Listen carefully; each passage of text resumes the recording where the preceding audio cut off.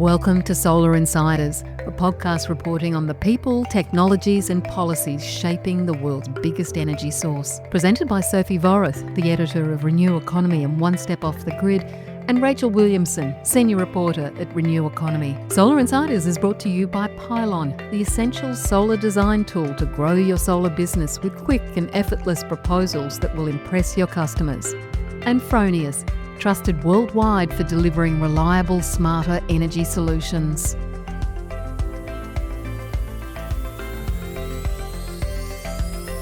Hello and welcome to Solar Insiders for another week. My name is Sophie Vorath. I am the editor of Renew Economy, and joining me is our lead reporter, Rachel Williamson. How are you, Rach? I'm good, Soph. How are you doing? Pretty good, thank you. Yeah, I'm not even going to talk about the weather today. I rode through it. I was on my way back from a Women in Renewables event in the city in Melbourne. And well, that serves you right for doing a womany thing. Rode through. It wasn't the worst of it. Once I got home, it actually did get worse, but I just felt all the eyes of the people in cars around there going, "What are you doing? This is insane." Literally the only bit of rain we've had in like 3 months, and you're in it. Well, never mind. And there we are, not talking about the weather. Now, I will talk about our interview this week, which is a really, really good one, if I do say so myself, with Jay Gordon, who is a specialist energy finance analyst who looks at Australia's electricity market and with IEEFA. And IEEFA has just put out a report on some modelling it did on the proposed changes to the fixed electricity network tariff, which we've talked about a lot. So I won't go into a whole lot of it before we hear from Jay. But suffice to say that the modelling didn't paint a great picture. It's a bit of a sort of alarming result, and I should mention that the AEMC has since come out and said a few things about that modelling and that it's going to come out with the DOME modelling in April, so that's something to look out for. But let's just jump straight in and hear from Jay, because it's a really interesting report and a really important debate to be had, from both sides. So this is Jay Gordon from IEEFA. Jay Gordon, welcome to Solar Insiders. Thanks for having me.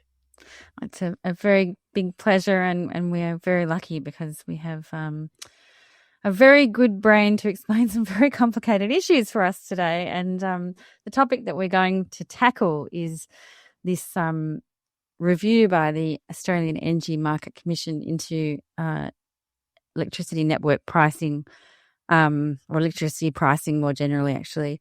And as I have said so many times now, I feel like I'm getting a bit boring, but the review itself has some really good positive reforms that it proposes, but there's this one particular one that is causing a bit of a hoo-ha, and rightly so, and that is the proposal to adjust upwards the fixed component of network tariffs that are part of every household's electricity bill, and there are a number of reasons why people are not pleased about this, and I won't go into them because that will be your job. But to give a little bit more background, you've just come out with a new report at IEEFA, giving a bit more context into, because we have heard from multiple submissions that the concern is that this kind of a reform, which we'll explain the details of in a minute, will really affect the people who have gone out and invested in consumer energy. There's been this huge message driven by policy, driven by rebates, telling consumers go out and get solar, go out and get batteries, invest in energy efficiency, put in double glazing, et cetera, only to then sort of suggest that we might change it so that none of that will have much impact on your bill.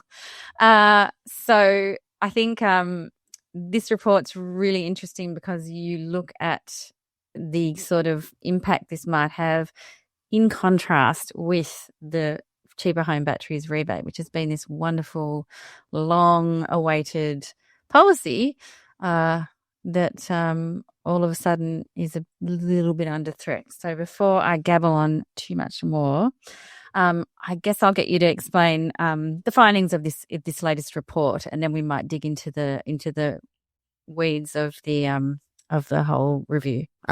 So at IEEFA, for a bit of background, we've been doing a lot of work looking at the financial case for different household energy upgrades, whether that's energy efficiency, electrification, rooftop solar and batteries.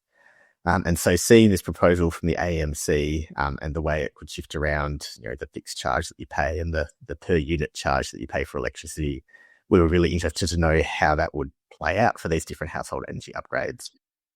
So we sort of ran these scenarios through our model that we've been using to look at this work in previous reports. And what we found is that the shift does tend to reduce the savings that you could realise for undertaking most types of energy efficiency upgrades. And then sort of, as you flagged, probably the impacts on solar and battery systems were some of the most severe. And in fact, what we found is that if you're someone who's installed a battery quite recently under this new Jiba Home Battery Scheme program, the additional costs that you might now be facing if this proposal were to go ahead over the lifetime of that battery would actually far outweigh the federal government rebate that you received. And we're talking about, potentially adding between $5,000 and $11,000 over the lifetime of that battery in running costs. And that's for about a 10 kilowatt hour battery, which is a lot smaller than actually what many people are installing, compared to a rebate that you would have received of around $3,300 for that battery. So really kind of working the opposite direction from that federal policy. Yeah, it's really concerning, and it's really it follows a bit of a pattern, because I think in the history of Australia's really successful rooftop solar uptake and consumer energy more broadly, we had this situation where everyone was encouraged to get solar, and then we realised that was, while it was wonderful and it was driving down prices in the middle of the day, was causing some other problems. And so then there was this push to self-consume and then get a battery. And so then people have been getting batteries, and this home battery rebate has been so hugely popular. And to sort of turn around now and say that this could be, could have sort of, and it's a big investment for people, even with the rebate, it's still a really big investment. So to think that could be kind of cancelled out by this reform would be quite upsetting, I imagine. Yeah, absolutely. And it's sort of like you say, we've sort of reached this point in Australia where kind of the logic behind getting a household battery makes a lot of sense, because we've done so well on rooftop solar and we're so advanced compared to other countries in that respect.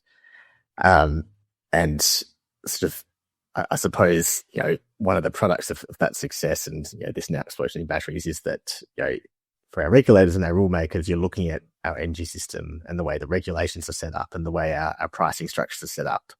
And you're looking at, are these structures suitable for a world in which we're actually getting a lot of our energy consumption for many households from these new technologies rather than networks. And so that feeds into the overall context of why I think the AEMC is looking at this issue. Yeah, and let's give them all due credit and respect, because it's not an easy job, and there's been this massive rate of change, this huge uptake from consumers, a complete change in the way that we consume and the way that we generate energy. It's become a two-way flow system. So as you say, it's not easy, and they're sort of faced with the unenviable task of working out how to make everything a bit more fit for purpose. I think what you guys are saying and what a lot of people are saying is the concern is that this goes against the messages that we've been giving to consumers and to households.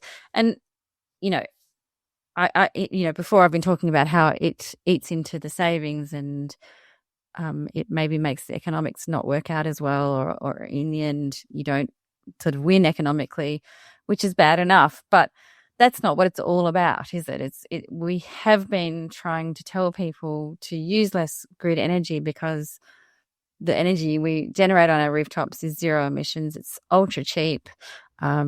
We've been telling people to make their houses more energy efficient, just to use less energy, because that's the absolute best way to cut emissions and to cut grid energy use. and ditto for batteries. So the concern is that it sort of sends a wrong-headed message.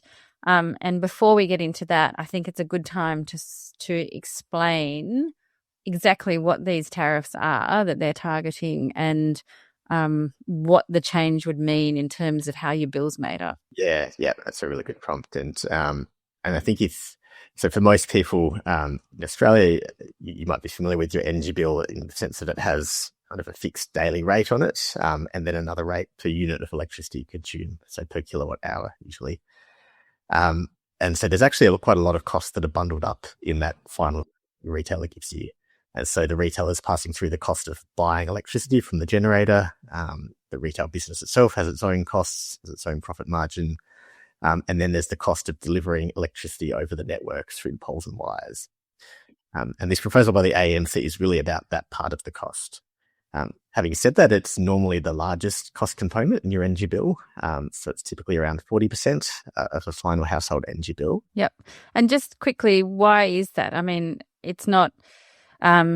obviously, there's plenty of arguments that could be had about whether that it should be that big and so on and so forth. But essentially, we do have to pay some money for the infrastructure, don't we? Yeah, that's right. So there's a fairly significant amount of infrastructure that exists both in transmission networks, which are the high voltage wires, and the distribution networks, which are the low voltage or lower voltage wires that deliver the energy to each individual household or business. For your residential electricity bill, it's usually that distribution component that's the largest part of it. And so, across Australia, you've got different distribution businesses covering different areas, and those businesses have invested in the physical assets, the poles and wires, and so they are recovering the cost of those assets, as well as the cost of kind of the operational costs of running the business. And we have a set of regulations that's essentially set up to control, what they're allowed to spend on and how they're allowed to recover that from consumers. And that's aimed to recognise that essentially these businesses have historically functioned like monopolies. So you don't really have any other way to get your electricity except over these poles and wires. So there are rules around how much they can charge you. Yes. Until now. Yes, well, things are starting to change now. Questions are opening up. But you're right. You say that it is a very big component, and there are criticisms around the way those networks have been regulated up to this point in time. One of which is that generally these networks are operating below their capacity, so that arguably the assets are being overbuilt compared to what consumers actually need. However, the way the regulations work mean that we have to pay for those assets as consumers either way. And so that does contribute to that being quite a large component of the bill. Yeah. And on the more generous side to the networks, they're the ones who come out when we have a massive storm and poles are blown down and, 2:00 in the morning have to restore power, et cetera, et cetera. So, they're necessary, and they, and in Australia we have a very reliable system, very good system because of all the investment. But I guess on the other side of that argument is the theory that all of this rooftop solar and battery storage is actually taking a lot of the pressure off the network. So it should be the case that they're having to invest less in the infrastructure, and that there's less pressure being put on grids, and less need for sort of embellishing them and building out. So yes, it's all very complicated. And why is it the AMC feels like we should have to increase this fixed charge that basically you can do nothing about? Yeah. It's a really good question, and it comes down to that question of sort of how is our system changing now that we have much more rooftop solar and, by the looks of it, a lot of batteries now coming into the system. And so I suppose coming back to the way those current tariffs work and how network charges flow to your electricity bill, at the moment, part of that per unit electricity charge that's on your bill is paying for the network. And so the idea is that if you're consuming lots of energy from the grid, you end up paying more network costs as well as the other different costs on your bill. And if you're a household that's installed solar and particularly a battery, there's a good chance that you're avoiding a lot of energy consumption. And so you're not paying as much of that network charge. Now, the concern is that, again, because we've got this regulatory system where at the moment consumers are expected to pay that full cost associated with the whole electricity network and all of the assets, it kind of becomes this zero-sum game where if some households are paying less for the network, the concern is that just gets shifted on to households that might not have solar or batteries, and they might end up paying more. And so that's kind of this core equity question that the AEMC is trying to grapple with in this paper. However, as you said, there's kind of this broader issue going on, and this paper is looking at quite a limited angle of it. And so there's this broader question of, okay, how are rooftop solar and batteries helping the energy system? Are they actually taking legitimate demand off the network at peak times, which can be beneficial for avoiding the need to build out more networks and taking strain off? And so the concern we have is that what's being proposed is actually a very blunt approach that doesn't really acknowledge those questions and doesn't necessarily reflect that there might be a legitimate case for some of those users to be paying less for the network. And so while I think what's being proposed, and you can see in our results, would sort of achieve that goal of making sure rooftop solar and battery owners pay more for the network, it's missing some of the more fundamental questions around should they be paying more? And if not, like how do those costs and how do the risks of that electricity system get allocated? Yeah. And you have to think that this whole mantra we've heard a lot from really up and down the energy industry, from networks to retailers, is that, we have to put the consumer at the center of the energy market. This is really not doing that. This really seems to be saying, well, we're just going to set this price. You have to just cop it. It doesn't set up that kind of trust and that feeling of it's a two-flowing market, two-way street that they're hoping to establish, which I think is a real worry too. Yeah, absolutely. And I think the concern is that it feels like we haven't quite figured out who that consumer is who sits at the center.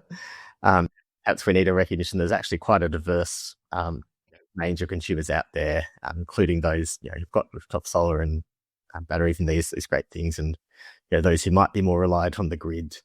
And then out of those consumers, we know that some might be consuming lots of electricity for a range of different factors, and some might be consuming less. And all of these consumers would be impacted differently by this change. And so if you're the AEMC and you're trying to kind of have the aim of implementing something like this in a way that's equitable for different consumers, that's actually really challenging because you might have sort of impacts on low-income consumers from certain changes. You might have impacts on sort of renters who maybe they consume gas, so they don't have many electric appliances, but they don't really have the option to shift. These are all the sorts of things that sort of come up when you start looking at quite a broad change to tariffs like this one. Yeah. So when you say that this is kind of a blunt instrument, is there a finer one? Is there a way to do this that is equitable, that isn't such and doesn't send such a sort of perverse message? Well, I think fundamentally it feels like we're tackling the problem starting from the wrong place. So if you're coming at this problem just by trying to change around consumer tariffs, you're sort of starting with the assumption that, like we mentioned, this is a zero-sum game. Consumers have to pay for the network in some way or another. So the only thing we can do is change which consumers are paying which shares of that cost. And so in this example, we're seeing where battery and solar owners might be paying fewer network costs. This approach is essentially, okay, let's increase the cost they pay and push that back on them. But I suppose the question, if we step back though, is, if we are in this situation where we've got more and more consumers installing these technologies that essentially provide them with an alternative way to get electricity compared to using the network, what we're really seeing is it's essentially like a risk question. So, who is bearing the risk of, us requiring fewer network services to deliver our electricity? And at the moment, it seems to be the consumer, and that's just a product of the way the regulatory system works, right? Is that, okay, less people are paying for the network, so we just have to increase the cost for the others. But we really think it's important to take a step back and look at the other actors, which include network businesses. It might include other categories of consumer, both large and small. It might include generators who also benefit from accessing the network. And we need to think about, okay, so what costs should they be bearing and what risks should they be bearing? And if we look at, say, network businesses' returns, which is something that we, again, have looked at quite a lot at IEEFA, we see that many of them earn quite high rates of return on their asset base, which might be more reflective of a business that you'd expect is exposed to risk. So there is a case there to say, okay, maybe we should look at whether it's actually the network businesses themselves that need to be bearing these costs rather than just the consumers. Yeah, and maybe they can be a bit more nimble and clever about the way that they work around that.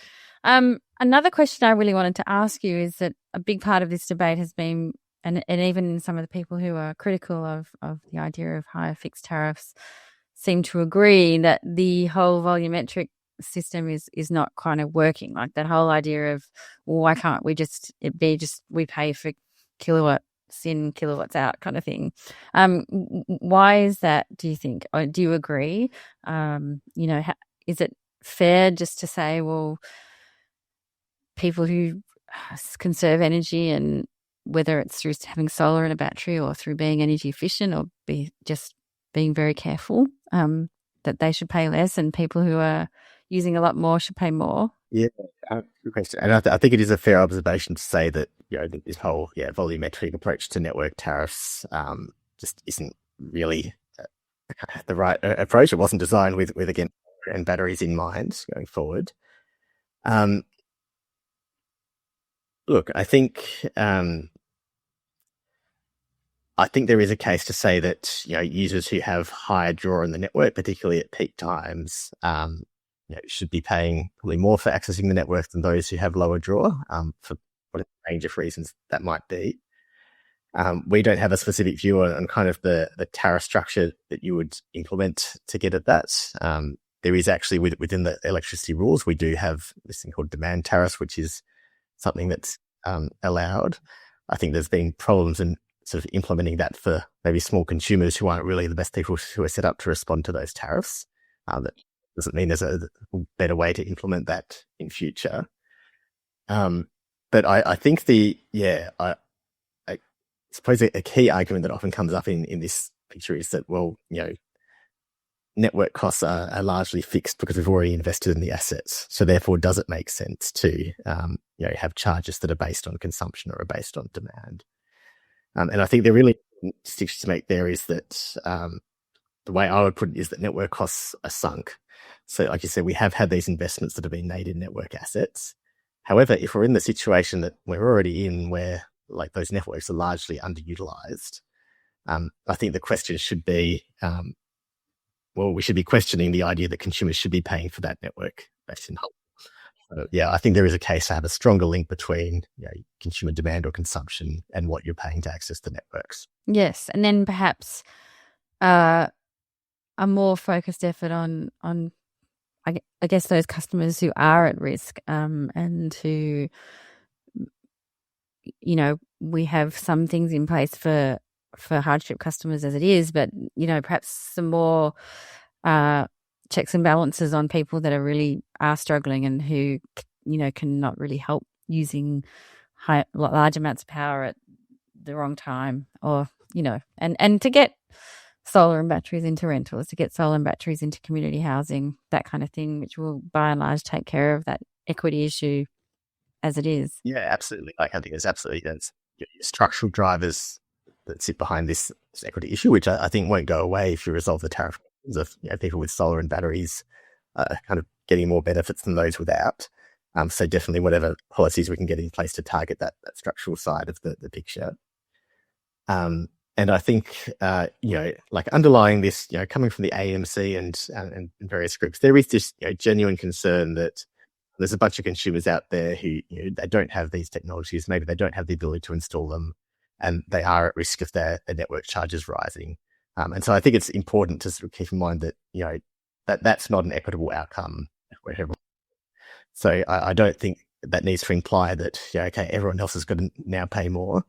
But yeah, we sort of have to keep that in mind that, if that's not the equitable place that costs necessarily need to shift to, but there are other options than just putting those costs back on the solar and battery owners. Yes, absolutely. And I think that's a really, really great point. And I guess, the issue of who bears that cost. And I think it's wonderful that we have our market bodies looking after the vulnerable people in our community, but we've also got to have people like you, Jay, who are looking out for some of the network companies, maybe getting a bit greedy or a bit complacent or something. These conversations that need to be had when we're having such a huge system change that requires so many things to fall into place. These conversations are really important, and they're really great debates to have, I think, and great to hear all these views. But it's pretty difficult to argue with your research here, where it doesn't look good. Doesn't look good to take away the benefits of the rebate so quickly after it was introduced. A valid kind of conflict in what this policy or what this rule change is setting out to achieve versus what the policies are setting out to achieve. Yeah. More generally speaking, do you think that, it's a big question, but how do you think we're doing with this transition in these kind of ways? Because obviously Australia has been at the bleeding edge a bit, and unfortunately that makes for some messy policy on the run and wrong-headed reforms. How do you think we're going in general with all of that? Yeah, it's really interesting. I think the kind of characteristic thing about our energy transition has been just the unexpected ways in which certain policies have really exploded. It's particularly on the household side, like on rooftop solar and batteries. And I don't think anyone forecast battery uptake to be sort of where that's going. Even the most forecasters sort of had to then revised up and up and up. That's, I think, we're still yet to see kind of how that plays out, but there's certainly, really positive signs we can see with, those batteries could be playing a role in the evening peak period. We certainly see that these sorts of household solutions end up being, very rapidly deployable. If you get enough people motivated to install them on their roofs, then we get kind of installer base going up, and it tends to bypass some of the challenges and delays that we see on the larger scale side of things. I'm not quite optimistic that we can kind of get a lot of action happening on the small side. But obviously that's just one part of the bigger picture, and there's some large scale challenges that we kind of still need to step on the gas to get to where we need to be according to our market operators' plans and our government targets. Absolutely. And on the household side, we haven't really seen electric vehicles at the level that they're headed for either. So that's going to be a whole nother kettle of fish, so to speak. Absolutely, yeah. And challenges and opportunities with EVs.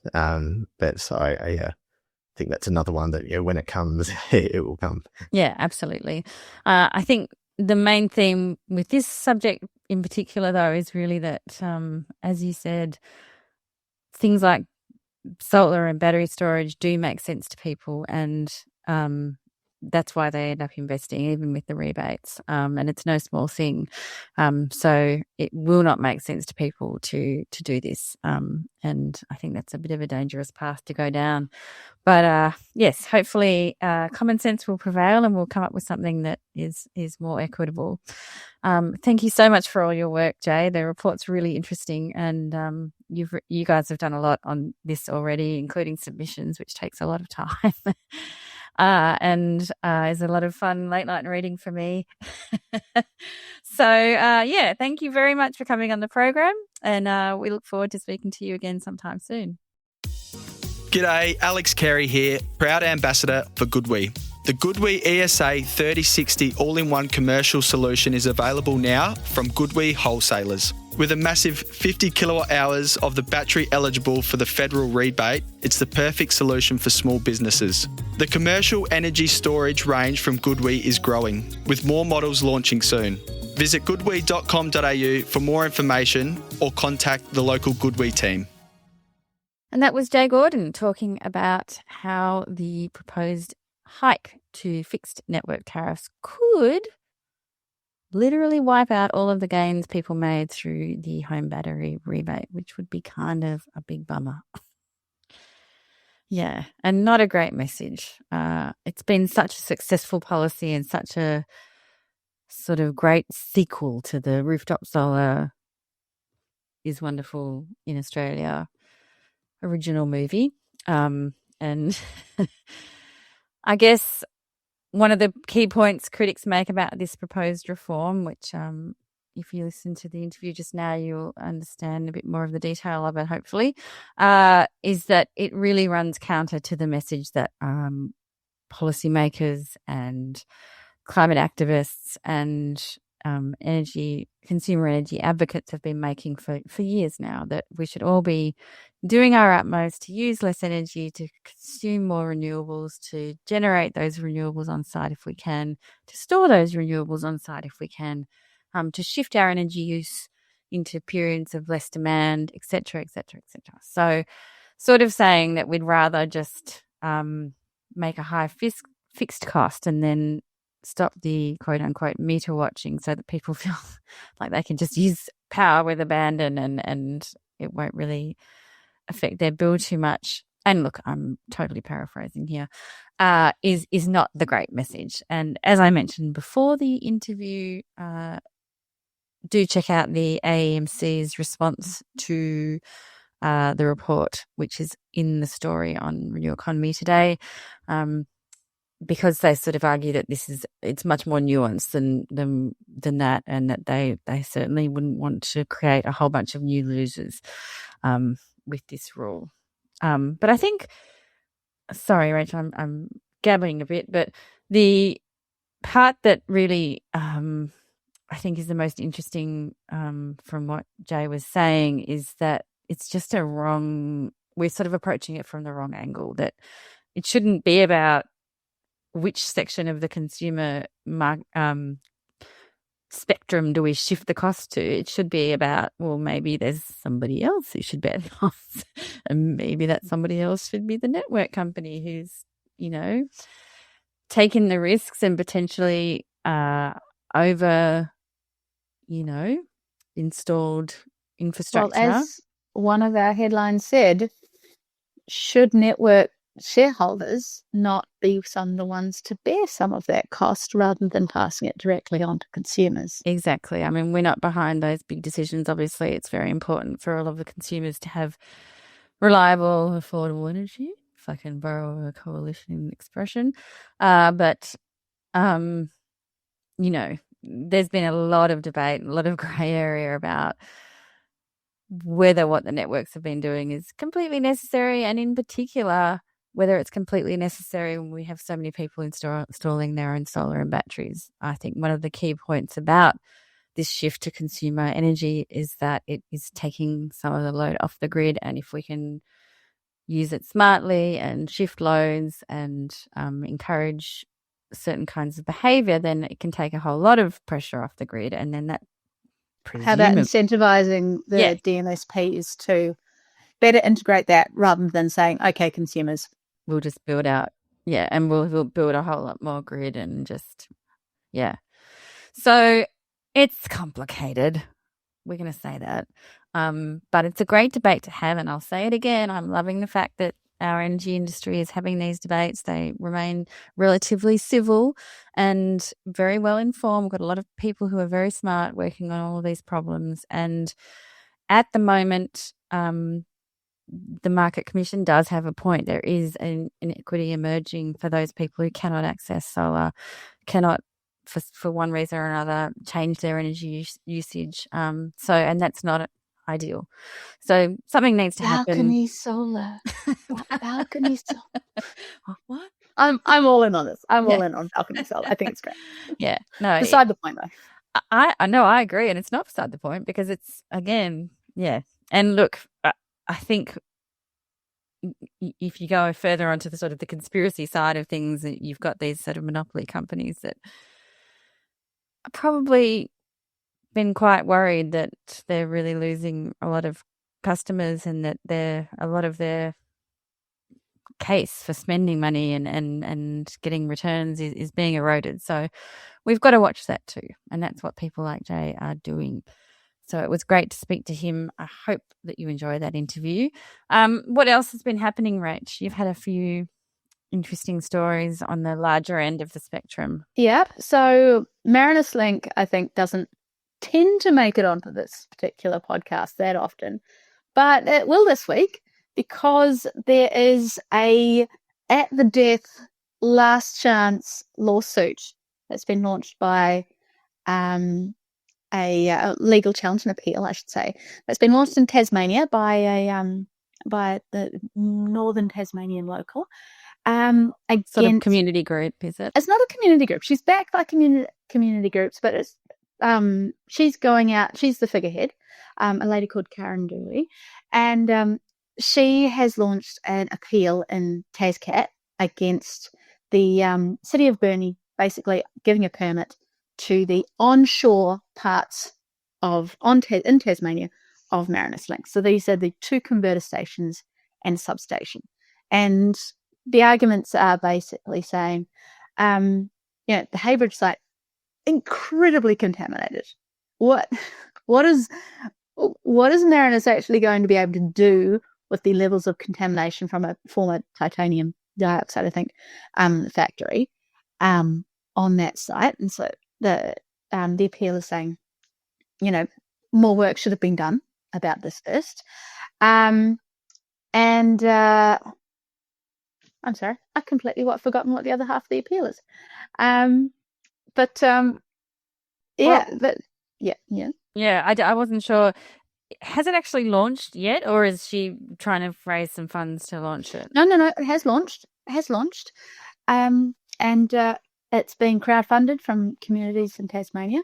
But what I found is really interesting is that it has every other key permit and permission at a federal and in 2 states, signed all the contracts. It's actually starting site works now. Yeah. And it had final sign off from the energy regulator on the costs, and all of that. So it's really down to the wire. But this is also part of the Tasmanian process. It used to be part of the Victorian process where, a permit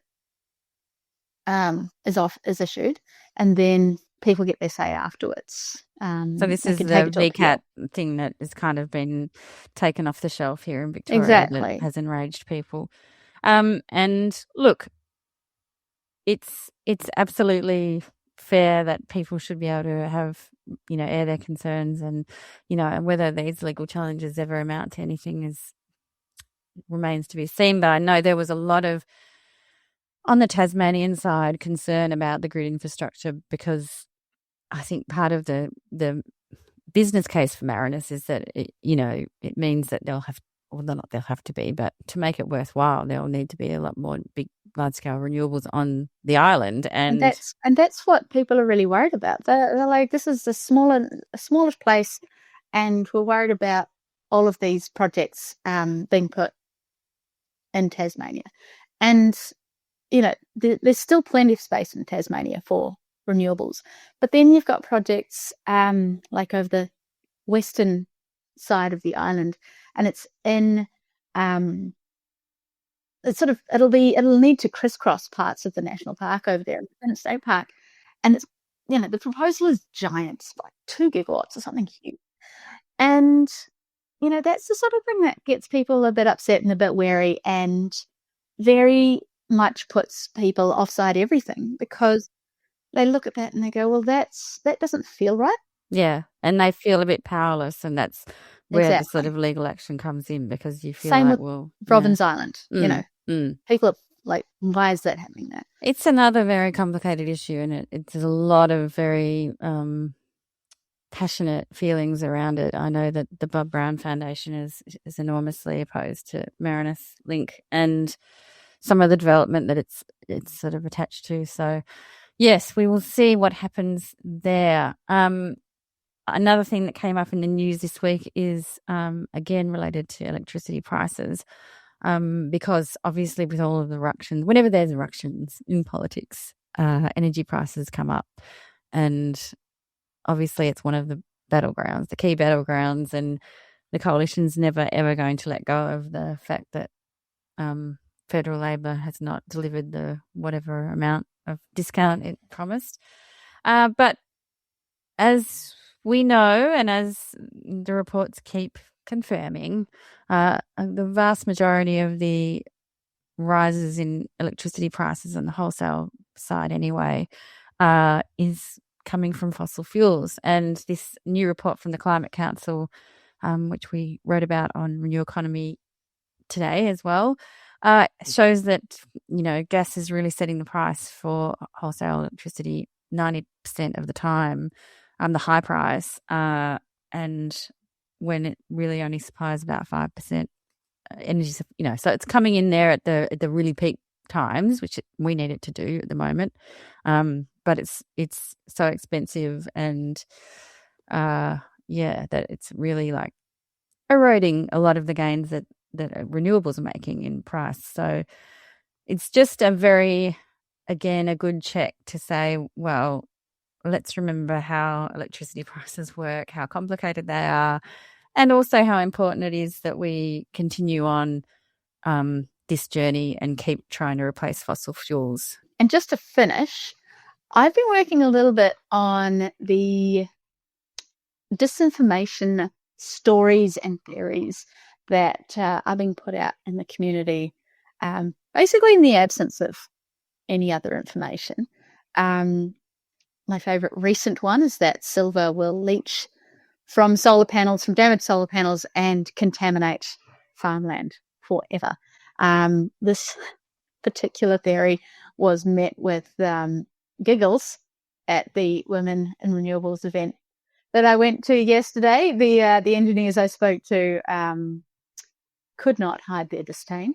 But if I'm going to be working on this a little bit in the coming days and weeks. So if you have a favourite disinformation or misinformation or conspiracy theory around renewable energy, around what, wind turbines shedding PFAS to solar panels leaching toxic chemicals into waterways. Smart meters controlling your brain.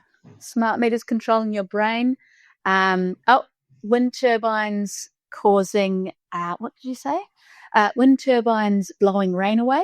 Send us an email. Let me know. And we should laugh, although sometimes you do need to just laugh every now and then. But what you and I have been saying, Rachel, is that the unfortunate thing about these disinformation campaigns is they tend to prey on people who have genuine concerns and genuine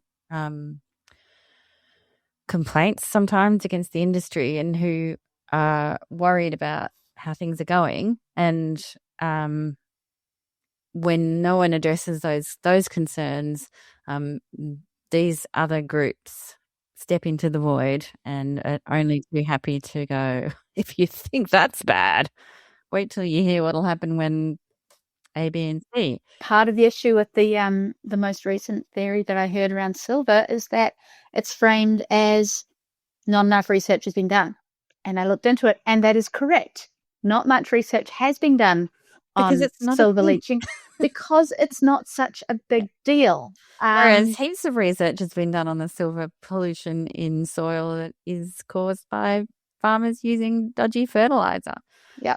But if you frame it as not enough research has been done, we don't know, that becomes very scary. And I absolutely empathize with people saying, this is just another thing to think about. Yeah, and it's conceivable that it could happen if you had a panel that was smashed to pieces and then buried in the soil and for 10 years. Yes, perhaps that would happen, but this is not hopefully where we're headed, and it's highly unlikely that will happen. So, yeah. Solar recycling is here for a reason. Silver is a very expensive metal. Yes. Very sought after. Exactly. And so on that note, yes, please do send us in your what you've heard, your craziest theories, because we do want to look into these things and get some informed responses from them, not just sort of dismiss them, because that's not going to make them go away. Yes. All right. And on that note, we will wind it up for this week. Thank you to Jay Gordon for joining me on the podcast. Thank you to our listeners out there and our readers of Renew Economy. Thanks to our sponsors, Pylon and Fronius. And yes, we will see you again next week.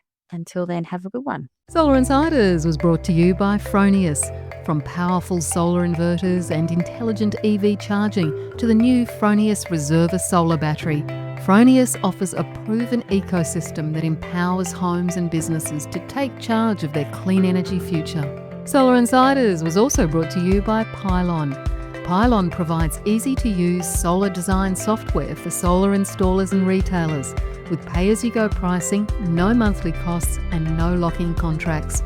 Join Australia's top solar companies who trust Pylon to design high-resolution, CEC-ready solar proposals.